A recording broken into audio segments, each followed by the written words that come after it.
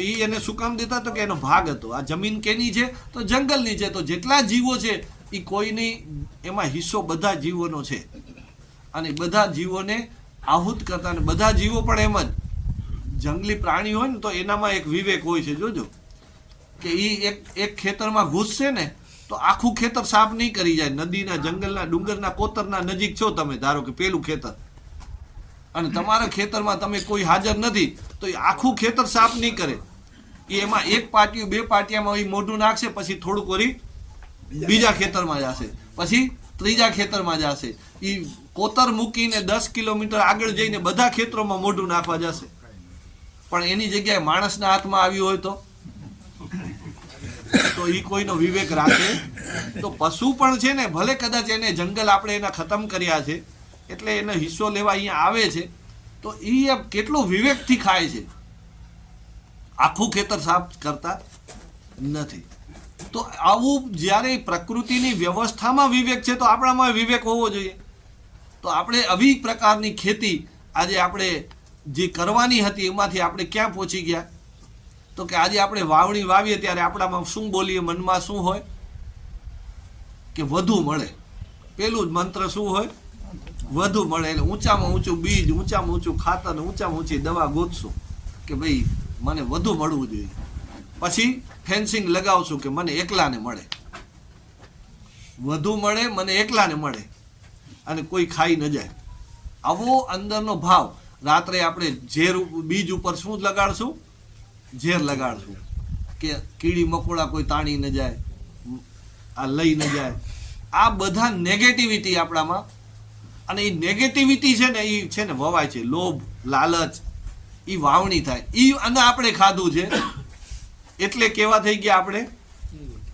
જેવું અન્ન તેવું મન. એની અસર આજે આપણે કહું અવળો મતલબ આપણામાં ક્યાંથી આવ્યો? અવળું ઝેર આપણામાં ક્યાંથી આવ્યું? તો અન્નમાંથી આવ્યું, હવામાંથી આવ્યું, પાણીમાંથી આવ્યું. આ 3 વસ્તુ અંદર જાય એટલે 3 વસ્તુમાં જે પણ પ્રભાવ ને ભાવ હોય એ બધે અંદર આવે. અને આજે આપણે આ બદલવું હશે તો પહેલું કામ એ કરવું પડશે કે આપણે સાત્વિક અન્ન ખાવું પડશે. એ જ્યાં સુધી અંદર નહીં જાય ત્યાં સુધી સાત્વિક વિચાર આવશે નહીં. તો પહેલે તો છે ને મનના ભાવને શુદ્ધ કરવાનો કાર્યક્રમ. પ્રાકૃતિક ખેતી કરવી હોય તો આ ખેતી ધંધાની રીતે નથી કરવાની. તમે મહેનત કરશો તો ગીતામાં એક વાક્ય કીધું છે કૃષ્ણ ભગવાને, તમે જેટલું કરશો ને અને જેવું કરશો એવું હું ફળ આપીશ. એ ગેરંટી તમારે યાદ રાખવી પડે.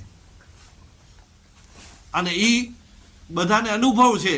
નહીતર તો ભોળા ને ગરીબ માણસો ને દુબળા માણસો તો કે જીવતા જ ના. જો એને કૃષ્ણ ભગવાન ન દેતા તો માણસ તો એને દે જ નહીં.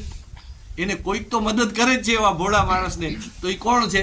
તો એ ગીતાનું વાક્ય છે કે દરેકને મદદ કરવા માટે ભગવાને વચન આપ્યું છે ને કરે છે. તો એવા વિશ્વાસ આપણે ઊભા કરવા પડશે. અને એ ઊભા કરીને આપણે જ્યારે કામ કરશું, ખેતી કરશું, તો આપણને સફળતા મળશે. હું તમને અત્યારે ડીએપી યુરિયાના ઓપ્શન બતાડી દઉં તો સજીવ ખેતી ન થાય. જ્યાં સુધી ખેડૂત ન બદલાય ને ત્યાં સુધી ખેતી ન બદલાય. ખેતી છે ને એ વ્યવસ્થા છે, પણ વ્યવસ્થા ચલાવનાર કોણ છે? ખેડૂત છે. ખેડૂત જ્યાં સુધી સાત્વિક ન થાય ત્યાં સાત્વિક ખેતી થાય નહીં. તો આપણે હું જે આ વાત મૂકું છું પ્રસ્તાવના, એ એટલા માટે છે કે પહેલે આપણા મનના ભાવ થોડાક આપણે બદલવા પડશે જો આવી ખેતીમાં સફળતા મેળવવી હશે તો. ખાલી લાભની દ્રષ્ટિએ જો પ્રાકૃતિક ખેતીનો પ્રયત્ન કરશો તો તમે સફળ ક્યારે નહીં થાવ. તમને એમાં અભાવ જ દેખાશે. ભગવાનને સાથે લેવો હોય અને એ શક્તિને ભેગી જોડશો તો જ તમે સફળ થાશો. બાકી તો બધે વિરુદ્ધમાં છે. વેપારીઓ વિરુદ્ધમાં છે, બધું અત્યારની વ્યવસ્થા બધી વિરુદ્ધમાં. આપણે આમાં સફળ થવું હોય તો ભગવાનને ભેગો લેવો પડે. તો ભગવાનને લેવો માટે આપણે આ એક ઊંચું કાર્ય કરવા જઈ રહ્યા છીએ એવી રીતે. અને તમે મહેનત કરશો તો ફળ આપશે એ ગેરંટી છે. તમે સારી ખેતી કરી ગયા, ભાવથી કરો ભલે, પણ મહેનત કરશો, સમજીને કરશો તો રિઝલ્ટ આવવાનું જ છે. અને આજે આપણે વગર સમજીએ ખેતી કરીએ છીએ તોય આટલું મળે છે, તો સમજીને કરશો તો વધારે મળશે. તો એ સમજણ કઈ છે એની વાત કરું. તો એક ભાવનાત્મક વાત કરીને થોડીક હવે વ્યવહારિક વાત કરું. તો મને કહ્યું કે આપણે ખેડૂતના દીકરા છીએ અને ખેતી કરીએ છીએ, અને આપણે ખેતી સારી કરવા માટે હંમેશા આપણે ખાતર નાખતા આવીએ. તો આપણે ખાતર નાખીએ ત્યારે આપણે કેવી ખાતર કેવું હોવું જોઈએ એનો વિચાર કર્યો છે કોઈએ? કે મારું ખાતર કેવું હોવું જોઈએ એનો આપણે વિચાર નથી કર્યો. કોઈકે આપણને વિચાર દીધો કે તમે ડીએપી યુરિયા નાખો તો વધુ મળે, બરાબર, અને આપણે એની પાછળ હાલીએ. પણ મને કહો કે આપણે જે ખેતી કરવી છે તો એનું ખાતરની આપણને ખબર હોવી જોઈએ. દાખલા તરીકે ગાડીનો ડ્રાઈવર કેને કહેવાય? ગાડી જે હલાવી જાણે એને ડ્રાઈવર કહેવાય. ગાડીના માલિકને ડ્રાઈવર કહેવાય? પછી બાજુમાં બેઠો હોય ક્લીનર, સફાઈનું મજૂરી કામ કરતો હોય એને કહેવાય? આજે ખેતીની અંદર ખેડૂત કેને કહેવાય? તો કે જે માલિક છે એ ખેડૂત છે, મજૂર કામ કરે એ ખેડૂત છે. કોઈ આવડે છે કે નથી આવડતો આપણે ખેડૂત કહીએ છીએ. વાસ્તવમાં ખેડૂત એટલે ખેતીનું સર્વાંગીણ જ્ઞાન જેનામાં હોય, ખેતીની બધી પદ્ધતિ જાણતો હોય એનું નામ ખેડૂત. તો પેલે ખાતરનું શું કેમ કરવાનું? તો કે ખાતરની વ્યાખ્યા શું?